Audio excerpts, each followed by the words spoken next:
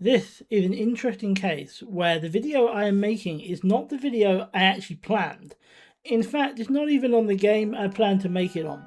This was intended to be a Star Wars Jedi Starfighter video because I missed that game when I was a kid. But then in researching that game, I found out about this. I'm not sure I'd even heard of this until now. I certainly never played it. So we will get to Star Wars Jedi Starfighter eventually. For now though, we will start with the original game rather than the sequel. One of numerous Episode 1 timing games, this one is a Rogue Squadron-like ship shooter released in 2001. That's all I knew going in, so let's actually get into it. We get an opening crawl that I'm skipping that introduces us to three main characters, Rhys Dallows, Vanna Sage and Nim, and we'll meet them all later. For now we're meeting Rhys Dallows, a rookie pilot still in training on Naboo, because it gives us a great opportunity to do a tutorial. The controls are pretty simple, and we start by shooting mines, followed by mines in a canyon. Then later on there's some turrets and some holo fighters to train on, followed by racing our instructor Isara, and then fighting our instructor. Not too difficult. I guess we're now ready for the big leagues. We hit that immediately. Escorting the Queen, she goes to meet the Trade Federation, and of course it's a trap. It's our first real taste of space combat. As someone who grew up playing Rogue Squadron on the PC, doing this couldn't help but put a smile on my face. In terms of how it plays, if I'm honest, it doesn't feel quite as good, which isn't a point in its favour because this is a few years newer, but it is still good. As for the mission, we're taking out mercenary starfighters of varying degrees of difficulty, and side note, love the designs. Very well designed ships in this game. I thought the battle ended well, but as we both got blasted out of the sky, maybe not. Rhys lived and even got rescued by a friendly Toydarian. Isara though, not so lucky. The Toydarian then contacts a friend and we get to meet Vanna Sage. Now we're playing as her in what I think is the best of the three player ship designs. She's working a contract for the Trade Federation, testing their starfighters, until a moment she intercepts the transmission she shouldn't have and the Trade Federation notices. Now she has to take out some budget droidicas and some mercs before following one of those droids home. Following it back brought us to a world called EOS, where we find a massive droid factory. Clearly, there's something major planned. Van is also trapped by the shields, so it's a simple case of destroying the generators so we can get out.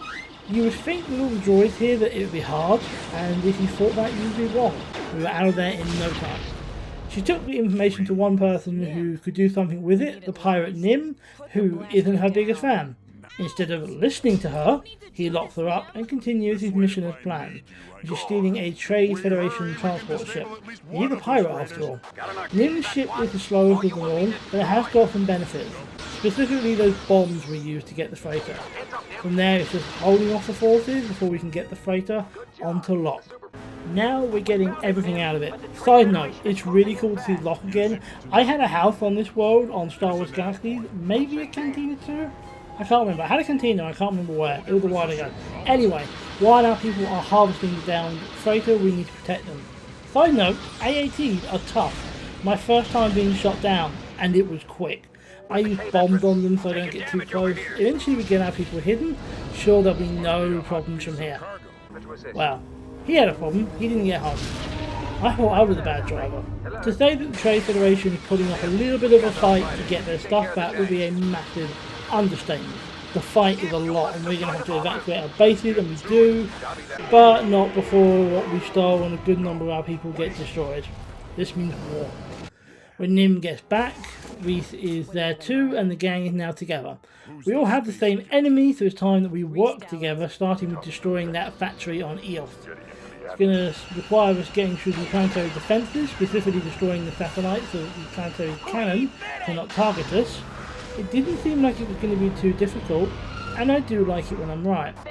This Nim mission is fun in its simplicity. We just need to find whatever buildings we can and unload all of our bombs on them, and then repeat that again and again. There are a few turrets and fighters and stuff like that, nothing that really holds us back. It is a very easy mission and it's a fun one, and we were successful in blowing the hell out of that factory. Now we're heading to Naboo, where the blockade is fully in effect. This game starts before Episode 1, but we're now well and truly in it. Our job is to help the resistance, starting by stealing a bunch of weapons, and we've got a lot of starfighters to deal with. Holy Christ, that's a lot. We get the freighter disabled and start the process of blowing up the rest of them. Then some missile frigates when they arrive, and the final freighter. Remember this canyon? We're back. We were meant to meet the resistance fighters, but instead we're meeting the Trade Federation. Something went wrong. Eventually we do find our escort under attack. We save them, head to the rendezvous area, which is a town, which is also under attack. Side note, it is fun blowing up battle droids with a ship. Now we delivered the supplies, but we've got to get them where they need to go, and they'll be moving by water, and we're defending. There are turrets and droid ships, as in like boat ships, to take out, then a big ass shield, then more turrets in the valley.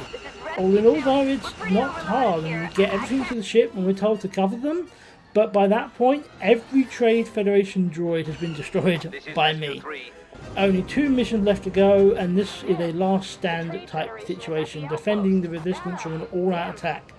Not saying it was challenging, but yeah. It was more long and difficult, a lot of targets to hit and with the slowest ship, but also the ship was bombed. I definitely hoped that was going to be the hardest level.